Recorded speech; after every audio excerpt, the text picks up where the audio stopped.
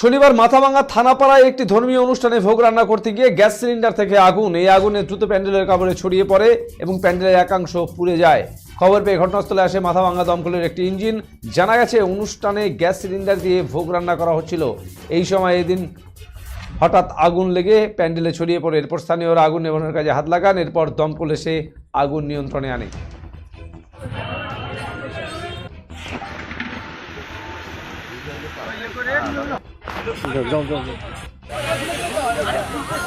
বাড়িতে যায় মনে হয় ওয়াশারটা সিলিন্ডারের ওয়াশারটা খারাপ ছিল। আচ্ছা, তারপর তারপর ওই ধরাইতে যাই পট করে লেগে গেল। তারপরে আগুন কি কাপড়ও লাগছে? না না, অল্প অল্প। তারপরে ফায়ার ব্রিগেডটা ডাকা হলো। হ্যাঁ হ্যাঁ, আমরা নিজেরা আগে বালু দিয়েই করলাম।